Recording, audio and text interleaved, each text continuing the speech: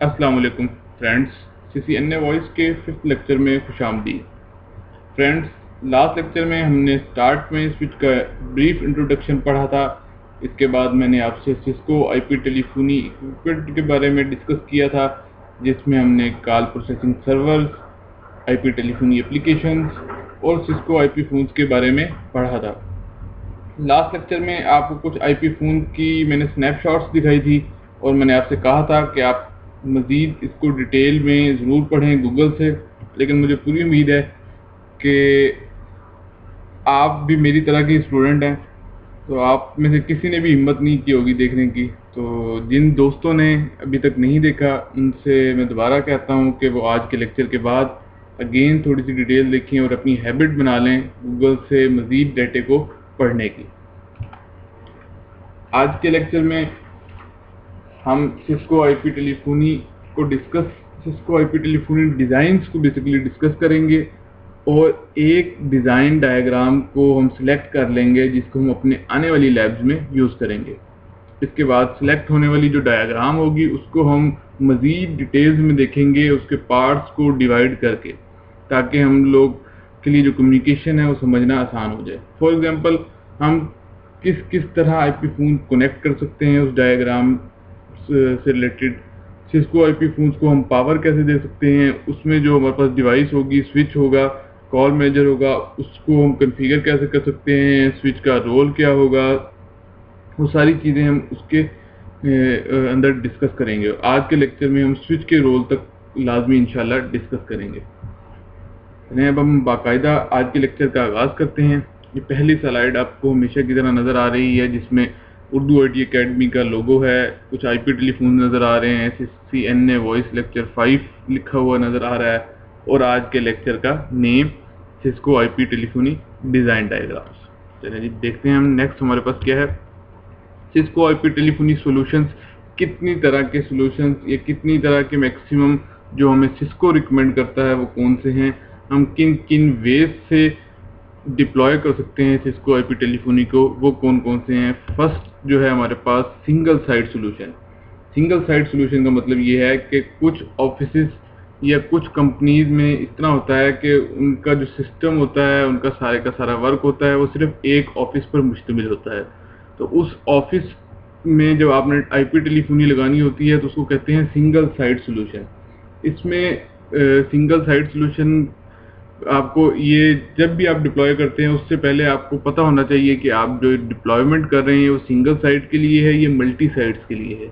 क्योंकि single sites के लिए आपको कुछ कार्ड्स नहीं लगाने पड़ते, कुछ रिक्वायरमेंट्स जो फुलफिल होती हैं उनकी ज़रूरत नहीं पड़ती, लेकिन मल्टी साइट्स में उनकी ज़रूरत पड़ती है। इसीलिए आपने हमेशा मेक श्योर करना है कि कौन सा आप डिज़ाइन सॉल्यूशंस अपनी क्लाइंट को जब डिप्लॉय करने लगे हैं, कौन सा आप डिप्लॉय करने लगे हैं उसको भी बताएं, और ख़ुद भी आपको पता होना चाहिए, ताकि आप उसको जो रिकमेंडेशन दे रहे हैं वो सिंगल साइट की दे रहे हैं या मल्टी साइट्स की दे रहे हैं।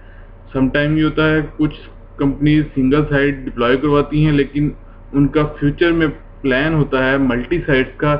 उस चीज़ को भी आप अपने कंसीडर में रखें, जहन में रखें, और उसी के हिसाब से फिर आप अपने इक्विपमेंट का जो सिलेक्शन है उस हिसाब से करें, सिंगल साइट सॉल्यूशन के हिसाब से। सेकंड ऑप्शन है हमारे पास multi site with centralize solution. एक तो मैंने आपसे डिस्कस किया सिंगल साइट ये है कि आपको सिर्फ एक ही ऑफिस है। अगर मेरे 4 ऑफिस हैं, एक लाहौर में है, एक कराची में है, एक इस्लामाबाद में है और एक मुल्तान में है, और मैं चाहता हूँ कि multi site basically different cities में है, तो मल्टी साइट्स जो हैं वो आपस में कॉल कर सकें, फ्री कॉल कर सकें हमारे डाटा नेटवर्क के थ्रू, उसको हम कहेंगे मल्टी साइट। लेकिन उसमें एक ऑप्शन होती है कि मल्टी साइट तो है लेकिन हमारी हेड ऑफिस जो ब्रांच है वो लाहौर में है। मैं चाहता हूं कि हमारी सारी की सारी कम्युनिकेशन लाहौर ब्रांच से होके जाए, इसको कहते हैं सेंट्रलाइज सॉल्यूशन। तमाम ब्रांचेस का जो एक्सटेंशन है, जो सारी चीज़ें हैं, वो कन्फिगर कहाँ पर होंगी, लाहौर ब्रांच पे, क्योंकि वो हमारी सेंट्रलाइज ब्रांच है, और बाकी ब्रांचेस सिर्फ उस वहाँ पे उनके आईपी फ़ोन्स जो कन्फिगर हुए होंगे वो सिर्फ यूज़ होंगे। तो मल्टी साइट होगी लेकिन सेंट्रलाइज सॉल्यूशन होगा। थर्ड नंबर है multi site with decentralise solution. Multi site with decentralise solution का मतलब ये है कि हमारे पास डिफरेंट साइट्स हैं और हर साइट इंडिपेंडेंटली वर्क करेगी, लेकिन जब उनकी आपस में कम्युनिकेशन होगी तो वो मल्टी साइट इन्वायरमेंट में होगी, लेकिन जब खुद वर्क करेंगी कॉल्स के लिए या किसी भी पर्पस के लिए तो वो अपना इंडिपेंडेंट उनके ऊपर वो होंगी, उनका किसी चीज़ के ऊपर डिपेंडेंट नहीं होंगे।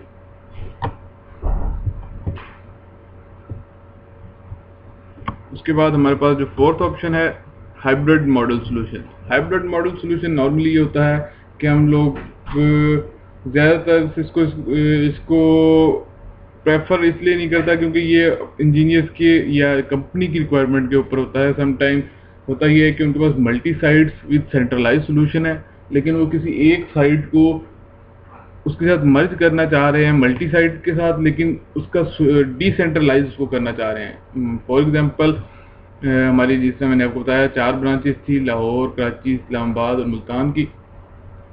तो मुल्तान की जो हमारी साइट है वो बेसिकली हम लोग चाहते हैं कि इंडिपेंडेंट वर्क करे, लेकिन वो हमारे पूरे के पूरे नेटवर्क के साथ अटैच हो। तो बाकी जो साइट्स होंगी वो सेंट्रलाइज होंगी लाहौर के साथ, लेकिन मुल्तान सेंट्रलाइज नहीं होगी, वहाँ पे अलग PBX लगा हुआ होगा, वो उसको कंट्रोल कर रहा होगा, लेकिन वो मल्टी साइट के अंदर होगा।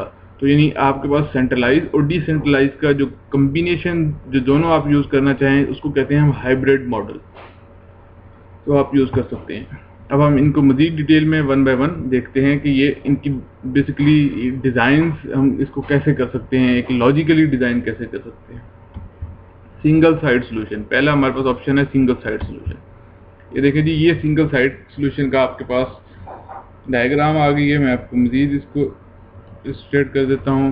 सिंगल साइड सॉल्यूशन में आप देख रहे हैं ये आपको जो कलर में पूरा बॉक्स नज़र आ रहा है ये आपको सिंगल साइट को रिप्रेजेंट कर रहा है। इसके अंदर क्या क्या चीज़ें हैं वो हम 1 बाय 1 डिस्कस करते हैं। ये हमारे पास इसके अंदर जो है कॉल मैनेजर एक्सप्रेस है और जो तमाम के तमाम IP फ़ोन्स को रजिस्टर भी करेगा। उसके अलावा ये गेटवे की फंक्शनैलिटी भी देगा। 2 ऑप्शन ये आपको देता है कॉल मैनेजर एक्सप्रेस का भी और गेटवे का भी, यानी PBX के लिए के भी ये काम करेगा और गेटवे के तौर पे भी काम करेगा। गेटवे क्या होता है, किसी भी आप इसकी एग्जांपल ले लें, किसी भी घर से बाहर जाने का जो रास्ता होता है वो गेट होता है। तो किसी भी नेटवर्क से बाहर जाने का जो भी रास्ता होगा वो उसका गेटवे कहलाएगा। तो इस पूरे नेटवर्क के जो सिंगल साइड जो कलर में आपको नज़र आ रहा है उससे बाहर जाने का जो रास्ता है, इस पूरे से जो बाहर जाने का जो रास्ता है वो ये वाला है। तो इसलिए इस पे जो आखिरी जो डिवाइस है वो आपकी गेटवे कहलाएगी, उसके ऊपर आप गेटवे की कॉन्फ़िगरेशन करेंगे। उसके अलावा आपको इस डायग्राम में ये स्विच नज़र आ रहा है। आपके कॉल मैनेजर एक्सप्रेस से डायरेक्ट हम क्या करेंगे, एक स्विच कनेक्ट करेंगे और उस स्विच के ऊपर कुछ कॉन्फ़िगरेशंस करेंगे और उसके साथ अटैच करेंगे हम अपने IP फ़ोन्स। IP फ़ोन हमेशा स्विच के साथ अटैच होते हैं क्योंकि ये IP बेस काम करते हैं। तो IP बेस काम कम्युनिकेशन के लिए इनको स्विच के साथ कनेक्ट करके आपको कॉन्फ़िगरेशन करनी पड़ती हैं। अगर हम लोगों के पास कुछ पुराने एनालॉग फ़ोन्स हैं जो घरों में यूज़ होते हैं, नॉर्मल फ़ोन्स, अगर हम वो चाहते हैं कि हम कनेक्ट करें अपने नेटवर्क्स में और उसको भी यूज़ करना चाहें तो हम उनको स्विच के साथ अटैच नहीं करेंगे बल्कि डायरेक्ट कॉल मैनेजर एक्सप्रेस के साथ अटैच करेंगे।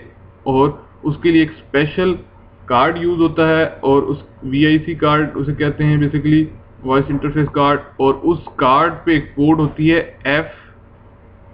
FX फॉरेन एक्सचेंज स्टेशन, ये उस पोर्ट का नाम है। उससे बेसिकली एनालॉग फ़ोन या सम टाइम ये होता है कि फैक्स मशीन अटैच होती है। जो हमारा कॉल मैनेजर एक्सप्रेस है उसी के साथ आपकी ट्रंक लाइंस अटैच होती हैं। ट्रंक लाइंस का मैंने आपसे स्टार्टिंग के लेक्चर्स में भी डिस्कस किया था। वो लाइंस जो PTCL या आपके PSTN नेटवर्क से आएँ जिनके थ्रू हम बाहर कॉल कर सकें अपने मोबाइल पे या किसी भी PTCL नंबर पे या किसी भी आउटसाइड नंबर पे, वो लाइन आपकी ट्रंक लाइंस कहलाएंगी। ट्रंक लाइंस की डिफरेंट टाइप्स हैं, वो एनालॉग भी हो सकती हैं, डिजिटल भी हो सकती हैं और IP बेस्ड जिन्हें आजकल SIP भी कहा जाता है वो भी हो सकती हैं।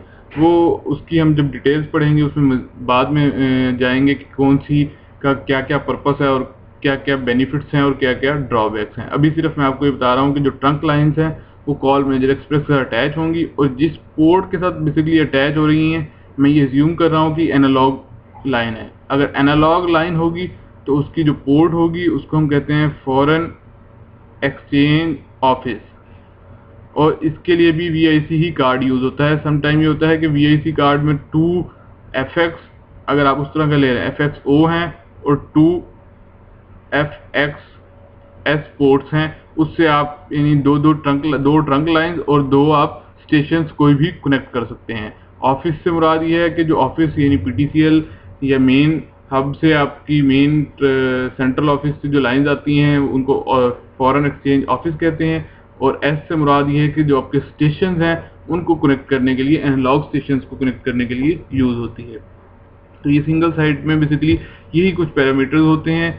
आपका स्विच होता है, आपके IP फोन्स होते हैं, आपका PBX, और PBX के साथ जो मैंने आपको लॉजिकली बताया कि कौन कौन सी चीज़ किस किस चीज़ के साथ कनेक्ट होती है। IP फोन कभी भी डायरेक्ट कनेक्ट नहीं हो सकते, स्विच के थ्रू कनेक्ट होते हैं। इसी तरह एनालॉग फोन स्विच के थ्रू कभी कनेक्ट नहीं होते, हमेशा डायरेक्ट कनेक्ट करते हैं उनको कॉल मैनेजर एक्सप्रेस के साथ। और जो इसके अलावा जो आपके पास कॉल मैनेजर एक्सप्रेस है उसी के ऊपर ट्रंक लाइंस को अटैच करते हैं और उन पोर्ट्स पे अटैच करते हैं जिनको हम FXO कहते हैं।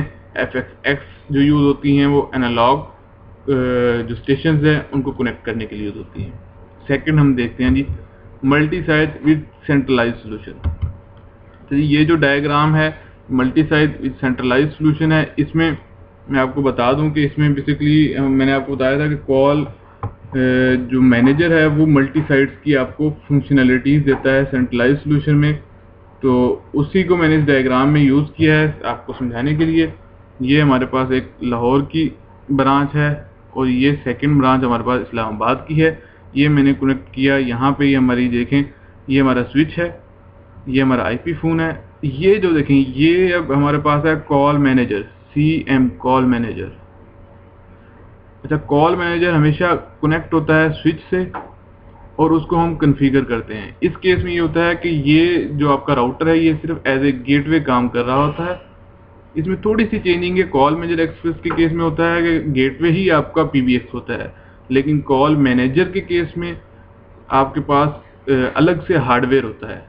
मैंने आपको 2 चीज़ें बताई थी, आपको याद होगा, कॉल मैनेजर एक्सप्रेस जो राउटर बेस्ड सोल्यूशन है और दूसरा है कॉल मैनेजर जिसका अलग हार्डवेयर यूज होता है, MCS 7800 सीरीज के नॉर्मली यूज होते हैं। ये जी कॉल मैनेजर, ठीक है। ये आपकी एक साइड, और दूसरी साइड भी सेम ऐसे ही है, स्विच के साथ IP फोन अटैच हैं और स्विच जो अटैच है वो गेटवे के साथ अटैच है। लेकिन ये इस साइड पे आप देखें, इस्लामाबाद वाली साइड पे आपको कोई PBX नज़र नहीं आ रहा। इसका मतलब ये सारे के सारे फ़ोन रजिस्टर्ड हैं इस PBX के साथ। इनकी कॉन्फ़िगरेशन ऐसे की गई हैं कि ये रजिस्ट्रेशन इनकी इस PBX के साथ है। यानी ये मल्टी साइड तो है, लेकिन जो टेलीफोनी सोल्यूशन है आपका वो सेंट्रलाइज है, वो लाहौर में ही डिप्लॉय हुआ है। ये multi side with centralize solution की एक एग्जांपल है। नेक्स्ट हम देखते हैं multi side with decentralize solution. ये देखें जी multi side with decentralize solution. Pen ले लूँ जी, देखें एक हमारे पास सेम उसी तरह लाहौर की ब्रांच है और दूसरी इस्लामाबाद की ब्रांच है। अब इसमें आप देखें कि इसमें लाहौर की ब्रांच का अपना PBX है जबकि इस्लामाबाद की ब्रांच का अपना PBX है। यानी मल्टी साइट भी हैं और डिसेंट्रलाइज हैं। हर एक जो साइट है वो इंडिपेंडेंट है लेकिन मल्टी साइट के तौर पे भी काम कर रही है। ये मल्टी साइट से मुराद ये है कि 2 साइट्स आपस में कम्युनिकेशन भी कर रही हैं लेकिन अपने इंडिपेंडेंटली वर्क भी कर रही हैं। अगर ये डाउन भी हो जाती है तब भी ये वर्क करेंगी। लेकिन सेंट्रलाइज के सोल्यूशन में अगर ये नेटवर्क डाउन हो जाता था तो जो दूसरी साइड के फोन से वो रजिस्टर होना बंद हो जाते हैं। वो उसका एक ड्रॉबैक है। लेकिन ये है कि वो समटाइम जब आप सेंट्रलाइज हर चीज़ चाहते हैं तो वो आपको उस सोल्यूशन की तरफ जाना पड़ता है। बाकी इसमें आपको सेम उसी तरह स्विच नज़र आ रहा है, IP फोन है, और ये इसमें आपको एक नज़र आ रहा है गेट कीपर। ये पहले बहुत यूज़ होता था, आजकल बहुत कम यूज़ होता है। Gatekeeper basically normally use होता है कि आपके जो भी जिस तरह के भी बैंडविड्थ से रिलेटेड इश्यूज़ हैं, कॉल मैनेजमेंट से रिलेटेड इश्यूज़ हैं, वो सारी की सारी मैनेजमेंट आप गेटवे या कॉल मेजर पे करने की बजाय आप सेंट्रलाइज गेटकीपर पे यूज़ कर लेते हो।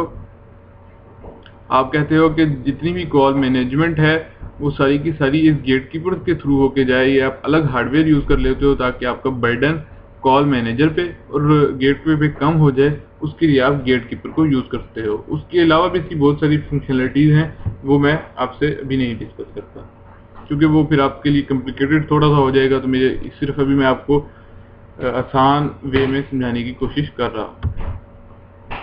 अच्छा जी, हमारे पास 3 तरह के थे। हाइब्रिड को मैंने आपको ऑलरेडी बता चुका हूँ कि हाइब्रिड सेम मल्टी साइड की ही सोल्यूशन होता है, लेकिन उसमें एक साइड एक्स्ट्रा ऐड हो जाती है। अब हमारे पास जो सिंगल साइड थी बेसिकली जो हमने डिस्कस की थी, उसको हम फाइनली डिस्कस करते हैं कि उसको बेस्ट किस वे में हम यूज़ कर सकते हैं, और हम अपनी लैब्स में भी उसी को यूज़ करेंगे।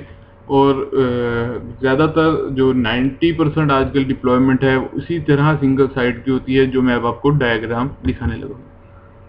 ये देखें जी, ये सिंगल साइड की डायग्राम है। इसमें और जो फर्स्ट डायग्राम थी उसमें सिर्फ थोड़ा सा चेंज है, वो मैं आपको बताता हूँ क्या चेंज है।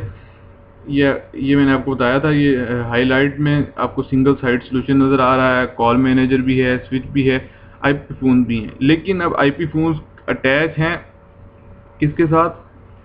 पीसी के साथ। इसमें ये है कि आपके पास पूरे कंप्लीट स्ट्रक्चर के अंदर आपके पास डाटा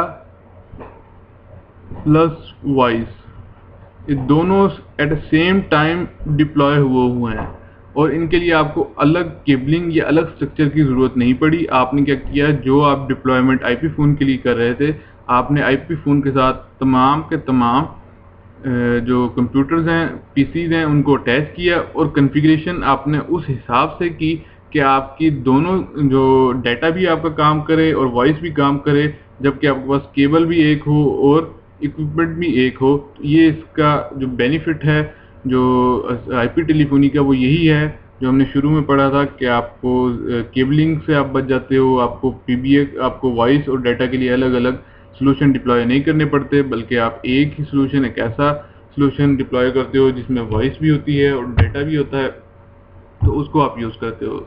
इसी तरह इसके साथ अटैच है पीएसटीएन की लाइन, जिसे हमने कहा था कि ये क्या है, ट्रंक लाइन्स है। ठीक है जी। अच्छा, इसके अंदर और मैं आपको बताता हूँ कि हम बेसिकली इस पूरी डायग्राम को हम अपने आने वाले लेक्चर्स में डिस्कस करेंगे। हम कैसे कैसे डिस्कस करेंगे, सबसे पहले तो मैं आपको बताऊंगा कि आप आईपी फोन्स को पावर कैसे दे सकते हैं। ठीक है, उसके बाद मैं आपको बताऊंगा स्विच का रोल क्या होता है, स्विच को कॉन्फ़िगर कैसे करते हैं। ठीक है, आप इस पूरे स्ट्रक्चर को आईपी और आईपी से फिर फोन को कैसे कनेक्ट करते हैं फिजिकली, और इसको अटैच कैसे करते हैं। उसके बाद स्विच को कॉल मेजर एक्सप्रेस से जो अटैच करते हैं, उस लिंक को हम क्या कहते हैं, और इस जगह पे और इस जगह पे आपने क्या कॉन्फ़िगरेशन करनी होती है। और उससे एंड में हम जो पढ़ेंगे, जो आने वाले लेक्चर्स में, वो कॉल मेजर एक्सप्रेस के ऊपर जो हम पूरी कॉन्फ़िगरेशन करेंगे कि हमारे आईपी फ़ोन रजिस्टर हो जाएं, हमारी उसे फीचर मिल जाएं और वो काम करने लग जाएं, उसके बारे में हम सबसे एंड में डिस्कस करेंगे। लेकिन हम इसको स्टेप्स वाइज बेसिकली डिवाइड करेंगे। पहले हम देखेंगे आईपी फ़ोन से रिलेटेड, फिर हम स्विच से रिलेटेड देखेंगे, फिर हम देखेंगे कि आईपी एड्रेसेस कैसे असाइन कर सकते हैं, क्योंकि ये आईपी बेस्ड सोल्यूशन है। सिस्को आईपी टेलीफोनी इसका नाम है, तो हर डिवाइस आईपी पे काम करेगी, यानी आपके आईपी फोन्स भी आईपी गेन करेंगे और आपके पीसी भी आईपी गेन करेंगे। तो उस आईपी आप मैक्सिमम किन किन तरीकों से ले सकते हैं वो हम देखेंगे और उसको असाइन करना देखेंगे, और उसके बाद फिर हम कॉल मेजर एक्सप्रेस को कॉन्फ़िगर करना देखेंगे। और उस कॉल मेजर एक्सप्रेस को करने के बाद जब हमारे पास इंटरनली हमारे पास एक्सटेंशंस काम करने लग जाएंगी, उसके बाद हम देखेंगे कि अब हमारे पास जो आउटसाइड पे जाने के लिए कौन कौन सी ट्रंक लाइंस हैं, एनालॉग ट्रंक लाइंस हैं, डिजिटल हैं, आईपी बेस्ड हैं, वो कौन सी हैं, क्या नेम है उनके, और उनको हम कैसे कैसे कॉन्फ़िगर कर सकते हैं। ये हम सब अपने आने वाले लेक्चर्स में इन्हीं को डिस्कस करेंगे बहुत डिटेल में, और ये हम इस कंप्लीट स्ट्रक्चर को हम इंशाल्लाह डिटेल में पढ़ेंगे। और यही अगर आपको आ जाता है तो आप समझ लें कि आप किसी भी साइट पे जाके इसको डिप्लॉय कर सकते हैं, इसको कॉन्फ़िगर कर सकते हैं, और आपका CCNA वॉइस पूरे का पूरा इसमें कवर होता है, CCNA वॉइस, इवन के C वॉइस का जो पेपर है उसका भी 70% पार्ट इसी ही डायग्राम के अंदर है। तो ये आपने बड़े अच्छे अंदाज से इसको समझना है, इसको अंडरस्टैंड करना है, इसमें कोई चीज़ समझना है तो आपने लाजमी मुझे बताना है। नेक्स्ट देखते हैं जी। मैंने आपको बताया था कि बेसिकली हम वन बाय वन इन चीज़ों को डिस्कस करेंगे। तो हम पहले देखते हैं कैटालिस्ट स्विच। अच्छा जी, कैटालिस्ट स्विच का मतलब ये है कि जो हमारे पास जो स्विच हमने यूज़ किया हुआ था उसके कौन कौन से रोल्स हैं, आखिर किस वजह से हम उसको यूज़ करते हैं यहाँ पे, उसका एक जो मेन पर्पस होता है सम टाइम ये होता है कि हमने IP फ़ोन्स को पावर देनी होती है। एक तो उसका की रोल ये है कि अगर हमने इन लाइन पावर या पावर ऑफ ईथरनेट जिसे हम कहते हैं नॉर्मली PoE का मतलब है कि आपने जो ईथरनेट केबल है, कैट 5 केबल है, उसके थ्रू IP फ़ोन को पावर देनी है। आपने अलग से पावर सोर्स नहीं यूज़ करना। आपने क्या करना है कि फॉर एग्जांपल ये IP फ़ोन है, इसको आपने कनेक्ट किया स्विच के साथ, ये आपका IP फ़ोन है, और ये जो आपकी केबल यूज़ हो रही है कैट 5E है या कैट 6 है, इसको ईथरनेट केबल भी कहते हैं, और आप स्विच से पावर इसी केबल के थ्रू इसको दे रहे हैं। इसको कहते हैं पावर ऑफ ईथरनेट, यानी ईथरनेट के थ्रू ही उस फ़ोन को पावर मिल रही है, ना कि इसके लिए अलग सोर्स यूज़ हो रहा है। दूसरा इसका पर्पस, जो इसका जो की रोल है, पर्पस तो नहीं आप कह सकते, लेकिन जो की रोल है स्विच का जो इस डायग्राम में मेंशन किया गया है वो एक ये है कि आप इसके ऊपर VLANs कॉन्फ़िगर करते हैं और वॉइस VLANs कॉन्फ़िगर करते हैं। VLANs और वॉइस VLANs बेसिकली अभी सिर्फ आप ये समझें कि वॉइस VLANs और डाटा VLANs, हम दो तरह की VLANs कॉन्फ़िगर करते हैं ताकि हमारी जो ट्रैफिक है डाटा की और वॉइस की जो ट्रैफिक है वो आपस में मर्ज ना हो सके, आपस में उनका कोई प्रॉब्लम ना हो। उसके लिए हम डिफरेंट VLANs डिफरेंट उनको VLANs में असाइन करते हैं। VLANs की भी थोड़ी सी आगे डिटेल आ रही है, फिर मैं आपको मज़ीद इसके बारे में बताता हूँ। तीसरा इसके लिए ऑप्शन यूज़ किया जाता है इसमें कि हम क्वालिटी ऑफ सर्विस जिसको कहते हैं QoS, हम उसको यानी हमारे पास जो प्रायोरिटी देनी होती है कि हमारे पास वॉइस की ट्रैफिक अगर एक सेम टाइम पे आपके पास वॉइस भी जा रहा है और डाटा भी जा रहा है बहुत ज़्यादा मकदार में, तो आपके राउटर को या आपके स्विच को किसी को कोई एक पैकेट ड्रॉप करना पड़ता है, तो उसको हम बताते हैं कि प्रायोरिटी आपने किस पैकेट को देनी है कि उसकी ट्रैफिक हर वक्त जाए। उसको हम कॉन्फ़िगर करते हैं क्वालिटी ऑफ सर्विस के थ्रू कि आपने सर्विस की जो क्वालिटी है उसको बेहतर बनाना है। तो वो जो कॉन्फ़िगरेशन होती है वो भी बेसिकली स्विच की एक रोल होता है, उसको अगर आप असाइन करें तो ज़्यादा अच्छी चीज़ है अपने नेटवर्क के अंदर। नेक्स्ट हम देखते हैं जी IP phone back overview. IP phone का बैक ओवरव्यू क्या है जी, ये देखें। जो हमने IP फ़ोन कनेक्ट किए थे वो एक तरफ स्विच के साथ कनेक्ट थे और दूसरी तरफ हमारे पास किसके पास कनेक्ट थे, PC के पास। ये देखें जी, ये आपके पास IP फ़ोन की बैक साइड है, ये कुछ आपके पास पोर्ट्स आपको नज़र आ रही हैं और ये कुछ पोर्ट्स हैं। ये जो आपको हर IP फ़ोन के अंदर, सिस्को के IP फ़ोन के, अवाया के, पैनासोनिक, सब में आपको पोर्ट्स नज़र आएंगी और उन पोर्ट्स पे लिखा भी होगा। ये देखें, ये उसने व्यू में आप ये कह लेंगे, इसका जो व्यू आपको नज़दीकी व्यू मिल रहा है वो क्या है कि एक ये जो पोर्ट है इसके ऊपर लिखा हुआ है, इसके ऊपर भी लिखा हुआ है। देखें ये PC लिखा हुआ है और ये स्विच SW लिखा हुआ है। ये चीज़ लिखी हुई होगी इसके ऊपर और ये वाली लिखी हुई है इसके ऊपर, PC के ऊपर। तो आप फौरन देखेंगे कि जो पोर्ट PC के साथ कनेक्ट होने वाली है उसको आप क्या करेंगे, RJ45 यूज़ करके PC के साथ कनेक्ट करेंगे और दूसरी केबल को RJ45 कनेक्टर यूज़ करके स्विच के साथ कनेक्ट करेंगे।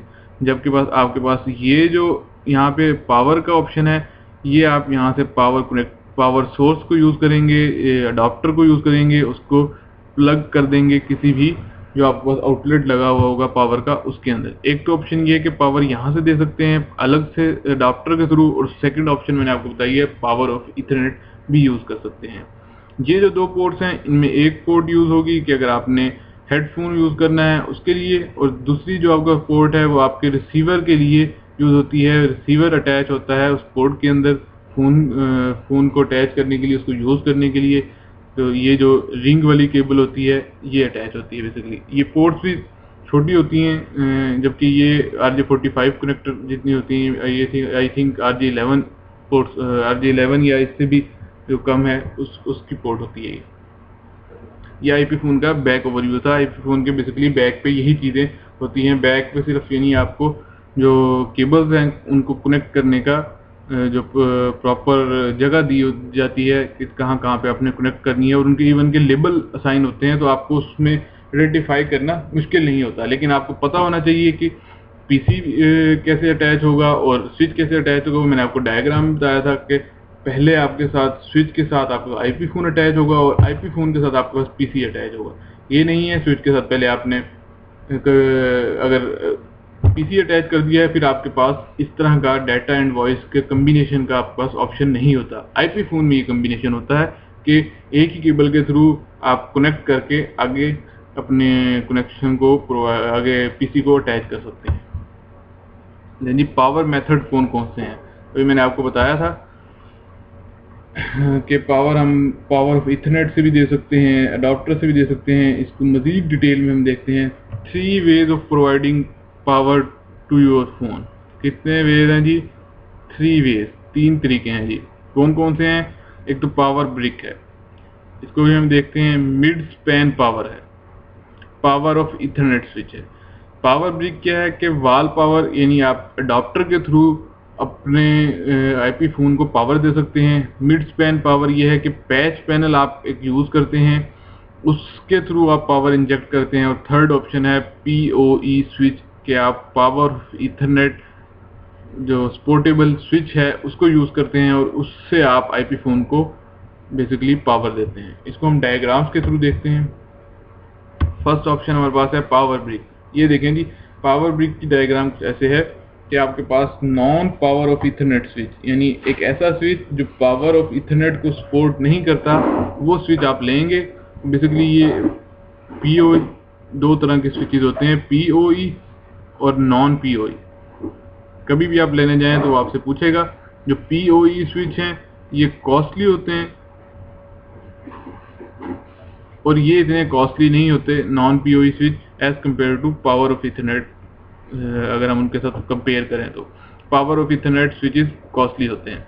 अच्छा, PoE स्विच को आप अटैच करेंगे नेटवर्क के साथ, जो भी आपका नेटवर्क है, PBX लगा हुआ है आपका, IPPBX या आपका गेटवे है, उसके साथ एक तरफ उसने बनाया हुआ कि ये आपके नेटवर्क के साथ कनेक्ट होगा। दूसरी तरफ देखिए, इथरनेट कनेक्शन आईपी फ़ोन के साथ है और आईपी फ़ोन में अटैच है आपके पास पावर अडॉप्टर। ये पावर अडॉप्टर है, इनमें पावर, यहाँ पावर ब्रिक भी लिखा हुआ है, पावर अडॉप्टर, ठीक है।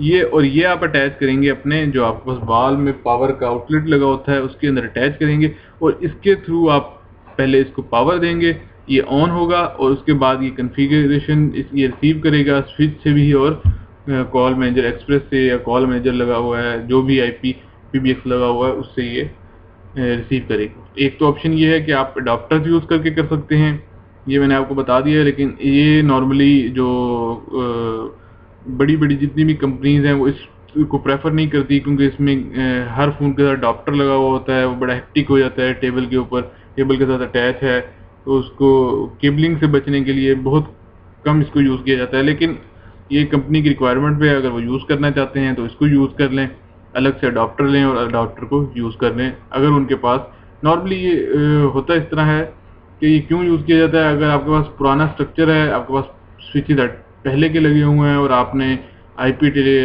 फ़ोन्स की डिप्लॉयमेंट बाद में की है और आप चाहते हैं कि आप अपने स्विचेस को रिप्लेस ना करें, आपके पास इतना बजट नहीं है, फिर आप क्या करते हैं कि आप पावर अडॉप्टर्स यूज़ करते हैं कनेक्शन के लिए।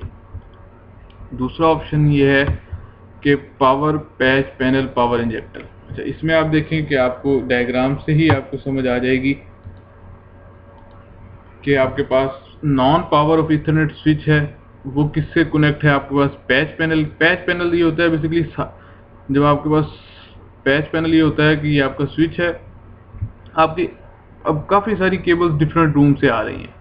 अब वो आप डायरेक्ट जो है स्विच के साथ कनेक्ट नहीं करते, क्योंकि डायरेक्ट कनेक्शन का ये होता है कि सम टाइम लूज वगैरह आपने कनेक्टर करना होता है, कनेक्टर चेंज करना होता है। तो अगर उस डायरेक्ट स्विच के साथ कनेक्ट हो तो उसको आपको मैनेज करना बड़ा मुश्किल हो जाता है। उसके लिए आप क्या करते हो, एक पैच पैनल यूज करते हो, स्विच की तरह का होता है, उसमें सिर्फ आकी केबल्स कनेक्ट होती हैं और वो जाके फिर स्विच से कनेक्ट होती हैं,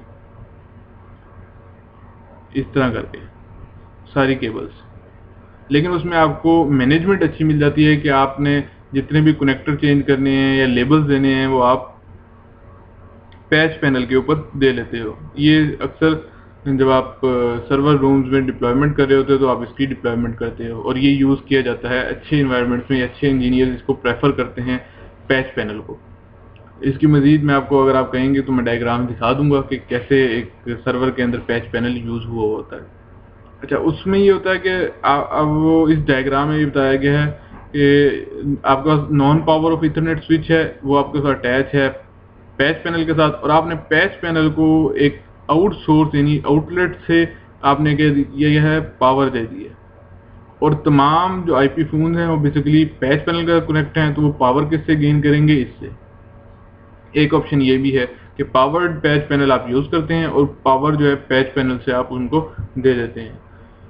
ये भी बेसिकली सेंट्रलाइज पावर देने का एक मेथड है। थर्ड ऑप्शन जो है वो सबसे ज़्यादा पॉपुलर है, जो सबसे ज़्यादा यूज़ किया जाता है। जी, सबसे पॉपुलर ऑप्शन मैंने आपको बताया है कि पावर ऑफ इथरनेट स्विच है, जो अब हम डिस्कस करने लगे हैं। ये देखें जी, इसमें मैं आपको समझाता हूँ कि बेसिकली हो क्या रहा है। देखें, एक हमारे पास स्विच यूज़ किया गया है जो PoE power of ethernet switch basically है, और ये PoE सपोर्ट करता है। पावर ऑफ इथरनेट की कैपेबिलिटी को सपोर्ट करता हुआ स्विच हम उसको अपने नेटवर्क में लगाएंगे और उससे डायरेक्ट कनेक्ट करेंगे आईपी फोन्स, और वो आईपी फोन्स इस स्विच से बेसिकली क्या करेंगे, पावर लेंगे और इससे ही कनेक्ट होंगे। इसको हम कहते हैं power of ethernet switch method. एक दो मेथड मैंने आपको पहले ही डिस्कस किए हैं, एक पैच पैनल का है, एक डायरेक्ट अडॉप्टर का है, और तीसरा और जो सबसे पॉपुलर आजकल यूज होने वाला ऑप्शन है वो ये है PoE switch, power of Ethernet capable switches आप यूज करें, और उसके लिए ना तो आपको अलग से अडॉप्टर लगाने की जरूरत है, ना पैच पैनल के थ्रू पावर देने की जरूरत है। डायरेक्ट PoE स्विच से आप पावर अपने आईपी फोन्स को या आईपी डिवाइसेस को दे सकते हैं। आईपी डिवाइसेस में और भी बहुत सारी चीज़ें आती हैं, तो आप आईपी फोन को भी दे सकते हैं, आईपी डिवाइसेस को भी दे सकते हैं। तो दो तरह के स्टैंडर्ड नॉर्मली यूज होते हैं जो इसके लिए पावर के लिए। एक तो सिस्को प्री स्टैंडर्ड देता है, और दूसरा ये है कि 802.3AF ये IEEE स्टैंडर्ड है, जो IEEE ने स्टैंडर्ड बनाया हुआ है कि आप इतनी पावर मैक्सिमम एक डिवाइसेस को दे सकते हैं एक पोर्ट के थ्रू। ये पावर के जो स्टैंडर्ड है उसको आपको फॉलो करना पड़ता है। उसका एक चार्ट भी मैं आपको दिखाता हूँ पावर स्टैंडर्ड्स का। ये देखें, डिफरेंट आईपी फोन मॉडल्स हैं और उनकी PoE टाइप भी मैंने लिखी हुई है कि कौन कौन से IEEE को सिर्फ उनको सपोर्ट करते हैं और कौन से दोनों को सपोर्ट करते हैं, सिस्को प्री स्टैंडर्ड को भी और 802.3AF को भी। ये देखें PoE टाइप, ये डिफरेंट मॉडल्स हैं। ये मॉडल्स इंक्रीज हो रहे हैं, 7906, 7911, 7936 कॉन्फ्रेंस है। इन मॉडल्स की मैं आपको मजीद डिटेल ऑलरेडी बता चुका हूँ। इसमें इस सिर्फ डायग्राम में ये बताने का मकसद है कि दो तरह के बेसिकली स्टैंडर्ड है, एक सिस्को प्री स्टैंडर्ड है और एक IEEE का स्टैंडर्ड है। दोनों स्टैंडर्ड पावर के लिए यूज होते हैं। IEEE के स्टैंडर्ड में बेसिकली होता है कि 15 जो वाट है वो बेसिकली एक पावर की आउटपुट मैक्सिमम यूज कर सकती है, मैक्सिमम वाट। ये देखें जी, ये स्विच की एक मैंने आउटपुट लेके यहाँ पे आपको दिखाई है कि स्विच में अगर आप करें शो पावर इन लाइन, तो आपको पावर ऑफ इथरनेट स्विच में टोटल वाट पता चल जाते हैं कि कितने वाट को मैक्सिमम सपोर्ट करता है। ये देखें, ये आपको नजर आ रहा होगा अवेलेबल कितनी है। शो पावर इन लाइन हमने किया है, ये शो पावर इन लाइन की कमांड, और ये हमारे पास अवेलेबल है 360 वाट मैक्सिमम ये स्विच पावर असाइन कर सकता है। अब इसमें ये देखें कि यहाँ पे आपको नजर आ रहा होगा सबसे एंड में मैक्सिमम आउटपुट है 15.4 वाट। ये हर एक पोर्ट मैक्सिमम ये आउटपुट दे सकती है। अब आगे आपके डिवाइसेस पे डिपेंड करता है वो कितनी आउटपुट यूज़ करते हैं। ये देखें कि 7970 10.3 को यूज़ कर रहा है, 7912 6.3 को यूज़ कर रहा है, 6.3 को, 6.3 को। तो ये आपके आईपी डिवाइस के ऊपर डिपेंड करेगा कि वो कितनी आईपी पावर को यूज़ कर रहा है, कौन से स्टैंडर्ड, सिस्को प्री स्टैंडर्ड को यूज़ करते हुए या IEEE के स्टैंडर्ड को यूज़ करते हुए। लेकिन maximum power 15.4 output power IEEE के मुताबिक एक पोर्ट में डिवाइड होती है नॉर्मली। ये तमाम PoE डिवाइसेस जितनी भी हैं वो इसी स्टैंडर्ड को फॉलो करती हैं, IEEE के ही स्टैंडर्ड को फॉलो करती हैं, क्योंकि ये वर्ल्ड वाइड रिकग्नाइज स्टैंडर्ड हैं, इनको ही फॉलो किया जाता है। मज़ीद इसको समझने के लिए आप ये समझ लें कि एक इंग्लिश जैसा एक अब कॉमन लैंग्वेज बन चुकी है जिसकी हर एक को समझ आती है, उसी को फॉलो किया जाता है जब आप आउटर वर्ल्ड में जाते हैं किसी और कम्युनिकेशन के लैंग्वेज के अलावा। इसी तरह IEEE के ही स्टैंडर्ड्स को फॉलो किया जाता है, ना कि आप अपना कोई स्टैंडर्ड बना के। लोग जो ओपन स्टैंडर्ड होते हैं वो बनते हैं, उनके पॉपुलर भी होते हैं, वो भी यूज़ किए जाते हैं, लेकिन उनको रिकग्नाइज करते हुए टाइम लगता है। IEEE में ये होता है कि बहुत सारे इंजीनियर्स, बहुत सारे सर्टिफाइड लोग उसको ऑथेंटिकेट करते हैं कि ये अब स्टैंडर्ड प्री मेच्योर स्टैंडर्ड है, इसको आप यूज़ कर सकते हैं, तभी वो लोगों को दिया जाता है। तो इसीलिए IEEE के स्टैंडर्ड्स को हर कोई फॉलो करता है, हर कोई से मुराद ये कि हर वेंडर उसको फॉलो करता है, चाहे वो सिस्को हो, चाहे वाया हो, या कोई भी पैनासोनिक हो या एरिक्सन हो, कोई भी वेंडर हो उसको यूज़ करता है। स्विच कॉन्सेप्ट, तो जी मैंने पावर के आपको ऑप्शन बता दिए, मैंने आपको बताया था कि स्विच के रोल क्या क्या हैं, उसके बाद मैंने आपको बताया कि आपके पास फ़ोन का बैक व्यू क्या है, और आपको बताया कि आप मैक्सिमम पावर के जो कनेक्शन हैं वो किस किस तरह लगा सकते हैं। अब हम बताते हैं जी स्विच कॉन्सेप्ट्स क्या हैं। स्विच कॉन्सेप्ट्स में आपको कुछ लिखा हुआ इसमें नज़र आ रहा है, मैं आपको बताता हूँ कि ये एक नॉर्मल आपके पास इस तरह का एक स्विच होता है, उसमें ये डिफरेंट पोर्ट्स होती हैं, और उन पोर्ट्स के थ्रू आप क्या करते हो, PC कनेक्ट करते हो RJ45 कनेक्टर यूज़ करते हुए, और केबल कौन सी होती है, कैट 5 कैटेगरी या 6 कैटेगरी, जो भी आप यूज़ करना चाहें वो यूज़ करते हैं।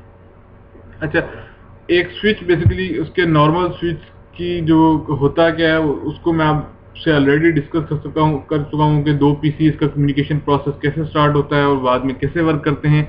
लेकिन एक जनरल व्यू स्विच का ये है कि स्विच की हर पोर्ट एक कुलियन डोमेन पोर्ट होती है, 1 कुलियन डोमेन पर पोर्ट। 1 कुलियन डोमेन का मतलब ये है कि स्विच की ब्रॉड का जो कुलियन है, बेसिकली हब के केस में मैंने बताया था कि जब भी कोई पैकेट जाता है तो तमाम पोर्ट्स पर ब्रॉडकास्ट होता है, और सेम टाइम पे अगर दो PCs डाटा भेज रहे हो तो वो ब्रॉडकास्ट होगा और कुलियन पैदा होगी। तो जो कुलियन पैदा होती है वो तमाम पोर्ट्स को इफेक्ट करती है, इसलिए उस पूरे की कुलियन डोमेन क्या होती है, 1 होती है हब के केस में, अगर ये हम हब लें। लेकिन स्विच के केस में ऐसा नहीं होता था, हमारे पास कुलियन नहीं होती थी। तो स्विच के केस में स्विच की हर पोर्ट के अंदर कुलियन हो सकती है, लेकिन इसका मतलब ये कि स्विच की जितनी पोर्ट्स हैं हर एक अपनी एक अलग कुलियन डोमेन रखती है जहां पे कुलियन पैदा हो सकती है। कुलियन का मतलब ये टुकराना, पैकेट्स का टकरा जाना बेसिकली कुलियन होता है। Broadcast send to all ports, अगर स्टार्ट में हमारे पास कम्युनिकेशन है तो हमारे पास ब्रॉडकास्ट क्या होगी, तमाम पोर्ट्स पे जाएगी सिवाय उसके जिसने डाटा भेजा है। फॉर एग्जांपल, अगर इसने कोई डाटा भेजा है PC3 के पास और इसके पास स्विच में क्या है, उसकी कॉन्फ़िगरेशन नहीं है, MAC address destination MAC address नहीं है, तब वो क्या करेगा, इसकी ब्रॉडकास्ट करेगा, इस पोर्ट के अलावा बाकी तमाम पोर्ट्स पर ब्रॉडकास्ट कर देगा। 1 सबनेट पर लैन। 1 सबनेट का मतलब ये है कि बेसिकली आप एक सबनेट यूज कर सकते हैं एक लैन के ऊपर। ये बेसिकली पूरा एक लैन होता है, लोकल एरिया नेटवर्क, इसके ऊपर आप एक ही सबनेट यूज कर सकते हैं। वेरी लिमिटेड एक्सेस कंट्रोल, इसके अंदर एक्सेस कंट्रोल भी होता है, यानी आप सिक्योरिटी भी लगा सकते हैं, लेकिन वेरी लिमिटेड होता है। अभी मजीद मैं आपको इसके बारे में बताता हूँ कि आप इसको कैसे कर सकते हैं। अच्छा, मैं आपको इसका एक जो नॉर्मल कॉन्सेप्ट है वो मैं आपको समझा दूं, जो अक्सर लोगों के जहनों में होता है, मेरे जहन में भी था, अक्सर हम लोग जो पॉइंट्स हैं वो अपने जहन में गलत पॉइंट्स बना लेते हैं, तो उसको क्लियर करना लाजमी होना चाहिए। मैं आपको बताता हूँ कि ये आपके पास पीसी है, ये स्विच है, ये हमने स्विच के साथ डिफरेंट पोर्ट्स हैं। एक हमने यहाँ पे कनेक्ट किया 10.10.10.1, ओके। अब हमारे पास एक पीसी यहाँ पे है, उसको मैंने आईपी दे दिया 20.20.20.1। अब हमारे पास जो एक कॉन्सेप्ट बना होता है कि हम एक स्विच के ऊपर डिफरेंट सबनेट्स नहीं दे सकते विदाउट वीलैन, यानी उसको लैन को वर्चुअली डिवाइड किए बगैर, वर्चुअल लोकल एरिया नेटवर्क बनाए बगैर हम नहीं दे सकते, जबकि ऐसी बात नहीं है। आपको मैं जब लैब करवाऊंगा तो आपको मैं दिखाऊंगा कि एक ही स्विच के ऊपर मैं विदाउट वीलैन क्रिएट किए 2 डिफरेंट सबनेट्स दूंगा, और वो सबनेट्स अगर 2 पीसीज 20 के हैं और 2 10 के हैं, तो 10 वाले आपस में और 20 वाले आपस में बेसिकली कम्युनिकेट करेंगे, कोई प्रॉब्लम नहीं आएगी। लेकिन वीलैन का जो पर्पस होता है वो कुछ और होता है, वो मैं आपको भी समझाता हूँ कि क्या होता है। लेकिन एक हमें कॉन्सेप्ट बता दिया जाता है कि वीलैन का पर्पस ये होता है कि 2 डिफरेंट सबनेट्स अगर आपने यूज करने हो स्विच में तो आप वीलैन यूज करते हो। ऐसी बात बिल्कुल नहीं है, ये आपने अपने ध्यान में नहीं बिठानी। 2 डिफरेंट नेटवर्क्स, 2 डिफरेंट सबनेट अगर आप यूज करें तो वीलैन के बगैर यूज हो जाते हैं। लेकिन वो क्या कंडीशन है कि हम वीलैन को क्यों प्रेफर करते हैं, वो मैं भी आपको बताता हूँ जी। ये देखें जी, there are many benefits of using VLAN in organisation. VLAN को ऑर्गेनाइजेशन में यूज करने के बेनिफिट्स क्या क्या हैं। पहले तो मैं आपको बताता हूँ वीलैन है क्या। वीलैन basically virtual local area network. आप क्या करते हो, स्विच को वर्चुअली डिवाइड करते हो। ये स्विच को आप क्या करते हो वर्चुअली, ये आपने 2 पोर्ट्स को आपने कहा वीलैन 10 है, ये वीलैन 20 है, यानी ये सेल्स के लोग हैं, ये मार्केटिंग के लोग हैं, और ये आपने कहा कि इसको मैं लिख लेता हूँ ताकि समझाने में आसानी हो जाए, मार्केटिंग, और ये आपने कह दिया प्रोडक्ट के लोग हैं जो प्रोडक्शन इन्वायरमेंट में होते हैं, ठीक है। 3 तरह के डिफरेंट आपने कैटेगरीज बना दी, उनको आपने वर्चुअली डिवाइड कर दिया और अलग अलग सबनेट्स में दे दिया। सबनेट्स का मैंने बताया था अलग अलग यूज कर सकते हैं, लेकिन वर्चुअल लैन्स बनाने का मतलब ये है कि जब आप अलग अलग सबनेट तो यूज करते हैं ना, तो अगर आप वी लैन्स नहीं बनाते तो आपके पास जो ब्रॉडकास्ट होती है 20.255 वाला जो ब्रॉडकास्ट का पैकेट है वो तमाम पोर्ट्स पे चला जाता है अगर आप वी लैन नहीं बनाते। 2 डिफरेंट सबनेट जरूर यूज हो जाते हैं, इसको मैं आपको लैब में दिखाऊंगा। 2 डिफरेंट, यानी एक आपने, आपको मैं दिखाता हूँ कि ये 10 वाला नेटवर्क है और ये 20 वाला नेटवर्क है। 2 डिफरेंट वीलैन बनाए बगैर यूज हो जाते हैं, लेकिन जिस तरह ही इसका ब्रॉडकास्ट पैकेट जाता है ये तमाम पोर्ट्स पे सेंड हो जाता है ब्रॉडकास्ट पैकेट। तो इस ब्रॉडकास्ट को डिवाइड करने के लिए आप वर्चुअल लैन बनाते हो। वर्चुअल लैन की अगर आपसे कोई डेफिनेशन पूछे तो आपने शॉर्ट वर्ड्स में कहना है, शॉर्ट वर्ड्स में divide वीलैन basically divide the broadcast domain. Broadcast domain यानी पूरी ब्रॉडकास्ट जो डोमेन होती है उसको डिवाइड करता है, उसको वर्चुअल लैन कहते हैं। जितनी वीलैन्स बनी होती हैं स्विच के अंदर उतनी ही उसकी ब्रॉडकास्ट डोमेन्स होती हैं। इसका ये मतलब है सिंपल। ब्रॉडकास्ट डोमेन का मतलब ये होता है कि आपका अलग अलग बिल्कुल नेटवर्क है, एक 10 का है, एक 20 का है, 30 का है फॉर एग्जांपल, तो हर एक का अलग अलग ब्रॉडकास्ट एड्रेस है, तो वो अलग अलग ही सेपरेट ही वर्क यूज होता है। इसकी मजीद अगर हम डिटेल में आप जाना चाहते हैं तो आप स्विच के बेसिकली लेक्चर्स को लाजमी देखें, CCNP स्विच के या CCNA वॉइस के स्विच के पार्ट को आप इसको मजीद ज़्यादा डिटेल में देख सकते हैं। अगर फिर भी किसी को कुछ आइडिया इसमें थोड़ी सी कन्फ्यूजन होगी तो मैं मजीद इसको डिस्कस कर दूंगा, और मैं इसको लैब में भी, अपनी लैब में भी मजीद इसको एलेबरेट करूंगा ताकि आपके जहन में कन्फ्यूजन ना रहें। अभी आप सिर्फ ये याद रखें कि स्विच के ऊपर हम वीलैन्स क्रिएट करते हैं। वीलैन्स का पर्पस ये होता है कि आप डिफरेंट नेटवर्क्स को यूज़ कर सकें। Divide the broadcast domain, VLAN basically broadcast domain को डिवाइड करता है। यहाँ पे आप देखेंगे लॉजिकल ग्रुप यूजर्स होते हैं। लॉजिकली यानी आपके सेल्स के, मार्केटिंग के, प्रोडक्ट के सेगमेंट्स ब्रॉडकास्ट डोमेन की सबनेट्स होती हैं, सबनेट कोरिलेशन होती है, एक्सेस कंट्रोल यूज़ कर सकते हैं, क्वालिटी ऑफ सर्विस यूज़ कर सकते हैं। उसके अलावा इसमें आपको बताया गया है कि अगर सेल्स के लोग कुछ यहाँ पे हैं, कुछ देखें ये पिंक आपको नजर आए यहाँ पे हैं और कुछ यहाँ पे हैं, इस तरह भी आप यूज़ कर सकते हैं। और दो डिफरेंट स्विचेस को कनेक्ट करने के लिए आप क्या करते हैं, एक ट्रंक लिंक यूज़ करते हैं।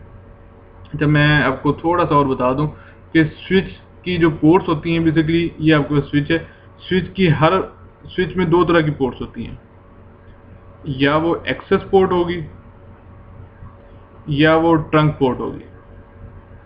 अब एक्सेस पोर्ट और ट्रंक पोर्ट में डिफरेंस क्या है? जो पोर्ट्स आपके डिवाइसेस के साथ, पीसीज के साथ कनेक्ट होती हैं, वो एक्सेस पोर्ट्स होती हैं, सारी की सारी एक्सेस पोर्ट्स होती हैं। और बाय डिफॉल्ट सिस्को के तमाम स्विचेस की तकरीबन तमाम ports by default access ports होती हैं इनेबल्ड, ठीक है। और जो पोर्ट्स जिन पोर्ट से आप कनेक्ट कर रहे हो स्विच टू स्विच, वो होती हैं ट्रंक पोर्ट्स।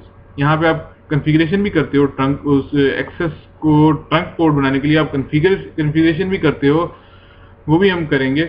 लेकिन मैं आपको बता रहा हूँ कि एक्सेस पोर्ट में और ट्रंक पोर्ट में डिफरेंस ये है कि एक्सेस पोर्ट जो होती है वो आपके डायरेक्ट पीसी वगैरह डायरेक्ट एंड पॉइंट उससे कनेक्ट होता है, और ट्रंक पोर्ट से आप स्विच टू स्विच कनेक्शन के लिए ट्रंक पोर्ट यूज करते हो और ट्रंक लिंक यूज करते हो। बेसिकली एक्सेस पोर्ट पे आपके पास क्या होता है कि जिस तरह ही पैकेट आता है, ठीक है, ये इसने एक पैकेट भेजा, ये क्या करेगा, अगर ये वीलैन के वीलैन प्रोडक्ट के अंदर इसका वीलैन आईडी फॉर एग्जांपल मैं कहता हूँ 10 है, तो अगर ये 10 का है तो ये वीलैन को ऐड करेगा और फिर आगे कम्युनिकेशन को करवाएगा।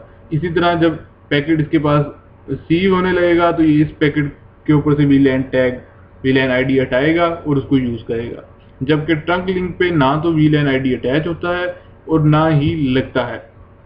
इसके वीलैन के कॉन्सेप्ट्स को मजीद मैं आपको पैकेट्स वाइज के किस तरह पैकेट वीलैन आईडी अटैच होता है और वीलैन आईडी रिमूव होता है, ये मैं आपको जब अगले लेक्चर में आईपी के बाद मैं आपको ये 10 मिनट का आपको ओवरव्यू दूंगा। जैसे मैंने स्विच के दो पीसीज के दरमियान आपको बताया था कि पैकेट बेसिकली स्टार्ट में कैसे कैसे होता है, आर्क कैसे चलती है और उनकी कम्युनिकेशन कैसे स्टार्ट होती है। इसी तरह स्विच के वीलैंस का मैं आपको बता दूंगा कि एक पैकेट जब स्विच के एक सोर्स से एक डेस्टिनेशन तक जाता है तो वो किस तरह वीलैन आईडी को वीलैन आईडी को अटैच करता है और वीलैन आईडी को रिमूव करता है। उस पूरे कम्युनिकेशन प्रोसेस को मैं आपको समझा दूंगा ताकि आपको कंफ्यूजन ना रहे। अभी आपने सिर्फ दो चीज़ें याद रखनी है कि एक, आपके पास वीलैन होती क्या है, डिवाइड द ब्रॉडकास्ट में स्विचेस में वीलैंस कॉन्फ़िगर इसलिए करते हैं कि वो डिफरेंट सबनेट्स को हम यूज़ करना चाहते हैं और उनकी ब्रॉडकास्ट को हम डिवाइड करना चाहते हैं, इसलिए हम वीलैंस को वर्चुअल लोकल एरिया नेटवर्क्स को यूज़ करते हैं। स्विच की जो तमाम पोर्ट्स होती हैं वो एक्सेस पोर्ट्स होती हैं और उनको हम कुछ पोर्ट्स को एज ए ट्रंक पोर्ट भी यूज़ कर सकते हैं। Trunk port switch to switch connection के लिए यूज़ होती है, जबकि एक्सेस पोर्ट हमारे पास एंड पॉइंट को कनेक्ट करने के लिए होती है। अभी सिर्फ आपने इतना याद रखना है, बाकी मजीद इसकी पैकेट कैसे रिसीव होता है, सेंड होता है और रिसीव होता है, वो पूरा कम्युनिकेशन प्रोसेस में आपको 10 से 15 मिनट में मजीद समझाऊंगा नेक्स्ट लेक्चर में।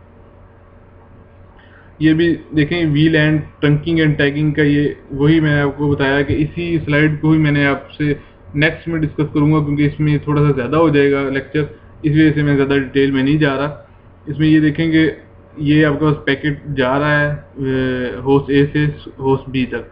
यहाँ पे उसने दिखाया कि यहाँ पे जो पैकेट की पास जो फील्ड्स हैं वो क्या हैं, डाटा फील्ड होती है। सोर्स का मैंने आपको बताया था, सोर्स आईपी, डेस्टिनेशन आईपी होना चाहिए, सोर्स मैक होना चाहिए, डेस्टिनेशन मैक होना चाहिए डेस्टिनेशन पे जाने के लिए, और वीलैन टैग, यानी अगर आपके पास वीलैन्स भी यूज़ हो रही हैं तो वीलैन का टैग होना भी लाजमी है।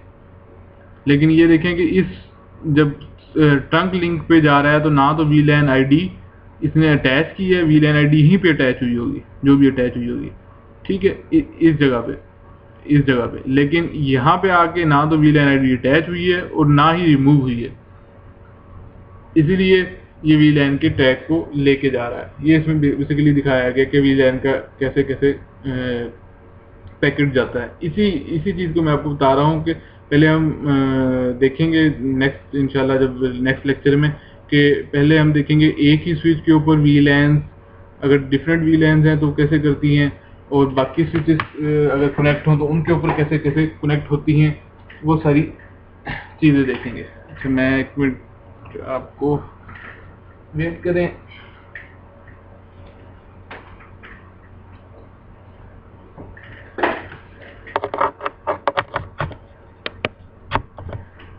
जी, नेक्स्ट में हम देखते हैं जी हमारे पास नेक्स्ट में क्या है, understanding of voice VLANs। Basically क्या होता है कि हम लोग अपने नेटवर्क में जब हम VLANs कॉन्फ़िगर करते हैं, जो ख़ास तौर पे सिस्को IP टेलीफोनी जो हम डिप्लॉय कर रहे होते हैं, तो उसमें हमारे पास जो पर्पस होता है वो यही होता है कि हमारे पास एक हम डाटा VLAN बनाएं और एक हम क्या कॉन्फ़िगर करें, वॉइस VLAN। ये देखें, ये लिखा हुआ है डाटा VLAN और एक वॉइस VLAN, ताकि हमारे पास डाटे की ट्रैफिक अलग रहे, वॉइस की ट्रैफिक अलग रहे, क्योंकि हमारे पास जो केबल है वो एक ही यूज़ हो रही होती है स्विच की, वही हमारे पास IP फ़ोन के साथ अटैच होती है और वही हमारे पास PC के साथ अटैच होती है। तो उसमें यह है कि फिर हम अलग अलग VLANs यूज़ करते हैं ताकि उनकी ट्रैफिक जो है आपस में मर्ज ना हो, उसके लिए हम नॉर्मली यूज़ करते हैं। एक लिंक के ऊपर 2 डिफरेंट VLANs नहीं जाती अगर वो एक्सेस पोर्ट है, लेकिन इस केस में जब हमारे पास ये, क्योंकि हमारे पास एंड पॉइंट्स हैं, यहाँ पे एक्सेस पोर्ट होती है, यहाँ पे हम 2 तरह की VLAN अगर ट्रांसफ़र करवाना चाहते हैं तो सिर्फ एक ही केस बचता है कि हम वॉइस VLAN को कॉन्फ़िगर करें। वॉइस VLAN एक ऐसी स्पेशलिटी आपको प्रोवाइड करता है कि आप एक्सेस पोर्ट पे 2 VLANs का डाटा ट्रांसफ़र कर सकते हैं। अदरवाइज एक्सेस पोर्ट पे सिर्फ एक ही VLAN का डाटा ट्रांसफ़र होगा और किसी भी VLAN का डाटा ट्रांसफ़र नहीं होगा अनटिल कि आपके पास उस पोर्ट पे वॉइस VLAN कॉन्फ़िगर हो और वॉइस का डाटा आपके पास जा रहा हो। तो ये आपने याद रखना है कि एक्सेस पोर्ट पे एक ही VLAN का डाटा, ट्रंक पोर्ट पे मल्टीपल VLAN का डाटा जा सकता है। एक्सेस पोर्ट पे एक ही VLAN का डाटा जाएगा अनटिल कि अगर आपके पास वॉइस VLAN कॉन्फ़िगर है तो आपके पास स्पेशलिटी आपको एक सिस्को ने एक समझने की ऑप्शन दिया है कि अगर आपने एक्सेस पोर्ट पे 2 VLANs बनानी है और एक डाटा के लिए एक वॉइस के लिए, तो वॉइस VLAN को कॉन्फ़िगर जब आप करेंगे तब वो एक्सेस पोर्ट के साथ कंपैटिबल होगा। ये देखें जी, स्विच की ये कॉन्फ़िगरेशन है, बेसिक कॉन्फ़िगरेशन।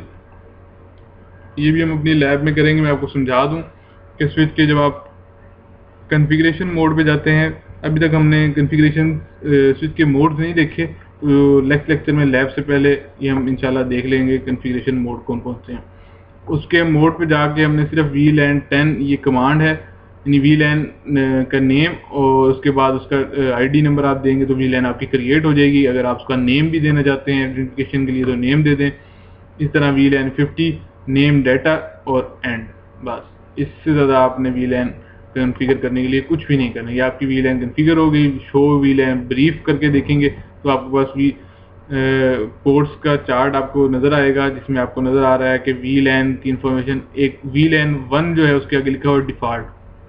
तमाम पोर्ट्स इस VLAN 1 का पार्ट होती हैं, डिफ़ॉल्ट का पार्ट होती हैं। जब आप इन VLANs को कॉन्फ़िगर किए बगैर आप देखेंगे तो आपको ये दोनों नज़र नहीं आएंगी VLAN, लेकिन ये आपको नज़र आएगी। तो तमाम, अभी देखिए तमाम पोर्ट्स इसी का ही पार्ट हैं बाय डिफ़ॉल्ट। लेकिन अब हम देखेंगे कि अगर हम इसमें से एक या 2 पोर्ट को इस VLAN का पार्ट बनाना चाहते हैं तो हम कैसे कॉन्फ़िगर करेंगे। ये देखें, अगर हम इन सारी इंटरफेस रेंज 02 से 24 तक की हम पोर्ट्स को क्या करते हैं, हम कहते हैं कि स्विच पोर्ट मोड एक्सेस। हम इसके मोड बता रहे हैं कि मोड एक्सेस है, स्पैनिंग ट्री फास्ट, ये ऑप्शनल आपके पास कमांड है, ये भी देना चाहें तो दे सकते हैं। और इस पे मैंने आपको बता दिया कि ये जो पोर्ट है स्विच पोर्ट एक्सेस VLAN 50, यानी ये जितनी भी पोर्ट्स हैं, ये जो रेंज हमने दी है, ये एक्सेस VLAN 50 का पार्ट बन जाए और VLAN 10 का भी पार्ट बन जाए। अब ये देखें वॉइस VLAN, अब ये VLAN 1 से निकल के तमाम पोर्ट्स किस में आ गई हैं, वॉइस VLAN में और डाटा VLAN में, दोनों का पार्ट बन गई हैं बेसिकली। तो ये हमने कॉन्फ़िगरेशन की है कि एक वीलैन क्रिएट की और पोर्ट्स को वीलैन में असाइन करने के लिए हमारे पास ये कमांड्स हैं। स्विच पोर्ट, एक ये वाली कमांड इम्पोर्टेंट है, मैं आपको बता दूं, ये वाली इम्पोर्टेंट है, ये वाली इम्पोर्टेंट है, और ये आपको असाइन करने के लिए, बेसिकली ये असाइनिंग के लिए है। ठीक है, जो भी आपने वीलैन आईडी के साथ अटैच करनी है वो है। तो इसको भी हम लैब में करके देखेंगे, आपको परेशान होने की ज़रूरत नहीं है। सिर्फ आपने, मैं आपको मज़ीद इसलिए बार बार बता रहा हूँ ताकि आपको इंटरमिक्स ना हो कि हम जो पढ़ रहे हैं वो बहुत ज़्यादा ना हो जाए, क्योंकि मुझे पता है कि ये जब तक आप CCNP स्विच का या CCNA स्विच का पोर्शन नहीं पढ़ेंगे तब तक आपको कन्फ्यूजन रहेगी। उसी कन्फ्यूजन को ख़त्म करने के लिए जब मेरी अगली लैब होगी तो मेरी कोशिश होगी कि आपके स्विच से रिलेटेड जितने भी कन्फ्यूजन हैं वो ख़त्म हो जाएं। अभी आपने जो चीज़ें याद रखनी है वो ये है कि आप स्विच के अंदर वीलैंस क्यों कॉन्फ़िगर करते हैं। स्विच की जो पोर्ट्स होती हैं वो दो तरह की होती हैं, एक्सेस पोर्ट्स होती हैं, ट्रंक पोर्ट्स होती हैं। एक्सेस पोर्ट्स किस के साथ कौन कौन सी चीज़ें कनेक्ट होती हैं, एंड पॉइंट। ट्रंक पोर्ट के साथ आपके पास स्विच टू स्विच के लिए यूज़ होती है ट्रंक पोर्ट। और आप वीलैन कैसे कॉन्फ़िगर कर सकते हैं, सिंपल वीलैन की कमांड से। उस वीलैन को कॉन्फ़िगर करने के बाद आपने क्या करना है, पोर्ट्स को वीलैन असाइन करनी है, और वो हम इस स्लाइड से हमने देखा है। नेक्स्ट हम देखते हैं जी Cisco IP phone boot process.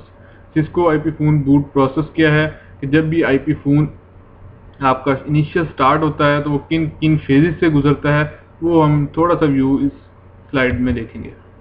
देखें जी, ये आपके साथ कनेक्ट है, ये मैं आपको समझा दूं डायग्राम में बेसिकली हो क्या रहा है कि आपके पास स्विच, ये आपके पास स्विच है और स्विच से क्या कनेक्ट है IP फ़ोन।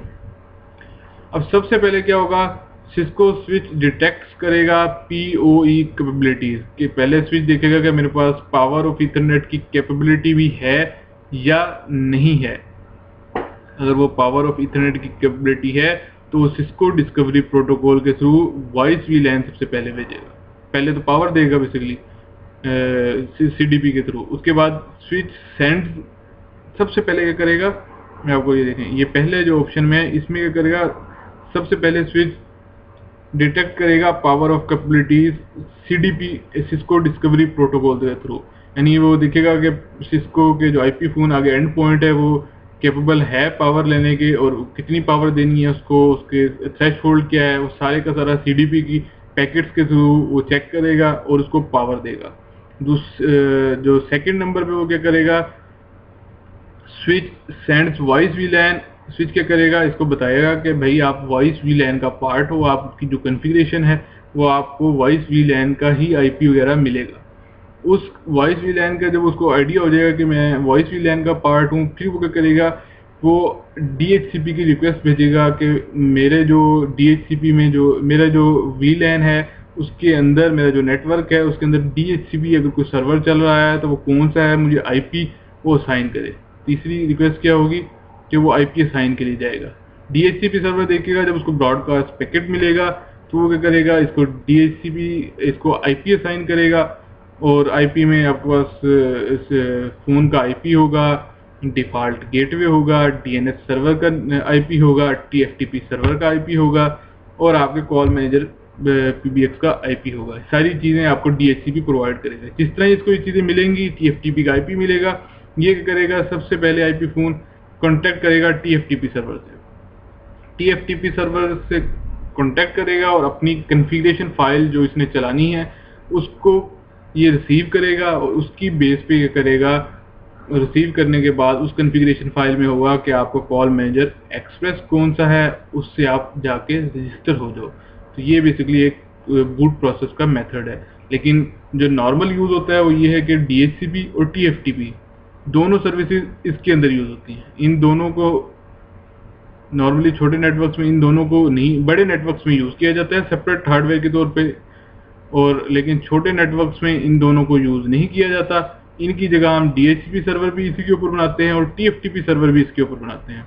सारी की सारी कम्युनिकेशन इसी से होती है, लेकिन होती इन्हीं स्टेप्स के थ्रू। पहले पावर, उसके बाद वॉइस वीलैन, वॉइस वीलैन के बाद वो DHCP ब्रॉडकास्ट सिर्फ उसी वीलैन के अंदर सेंड करेगा, और अपनी तमाम चीज़ें लेगा, जिसमें TFTP सर्वर का IP होगा, गेटवे होगा, IPPBX होगा, उसका IP होगा। उसकी बेस पे वो TFTP सर्वर से कनेक्ट करेगा, कॉन्फ़िगरेशन फाइल रिसीव करेगा और अपने IP फ़ोन को रजिस्टर कर लेगा।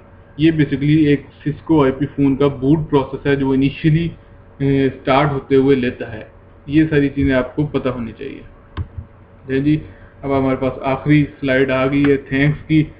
उम्मीद है कि आज का लेक्चर आपको समझ आया होगा। इसमें थोड़ा सा एडवांस लेवल की चीज़ें हैं, मुझे पता है आपके लिए थोड़ी सी मुश्किल हो रही होगी। अपने परेशान होने की ज़रूरत नहीं है। जो आपके कॉन्सेप्ट्स रह गए हैं स्पेशली स्विच से रिलेटेड, वो इंशाल्लाह आपके क्वेश्चन नेक्स्ट लेक्चर में आपके वो मैं सॉल्व कर दूंगा।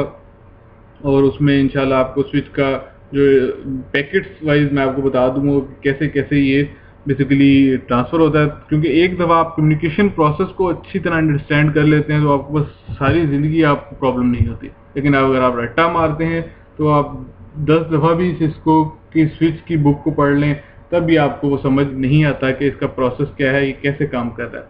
तो कम्युनिकेशन प्रोसेस को अगर आप अच्छी तरह समझ लेते हैं पैकेट्स वाइज एक दफ़ा, उसके बाद आपको प्रॉब्लम नहीं होती। तो मेरी उम्मीद है कि इंशाल्लाह आपको नेक्स्ट लेक्चर में मज़ीद क्लियर हो जाएगा और आज का लेक्चर भी समझ आया होगा। अगर कोई आपको कन्फ्यूजन हो तब आप मुझसे फेसबुक पे या स्काइप पे किसी चीज़ पे भी आप कॉन्टेक्ट करना चाहते हैं तो ज़रूर करें। उम्मीद है कि आज का लेक्चर आपको पसंद आया होगा। मुझे इजाज़त दीजिए। अपनी आप सब दुआओं में याद रखिएगा। अल्लाह आप सबका हामी और नासिर हो। अल्लाह हाफिज़।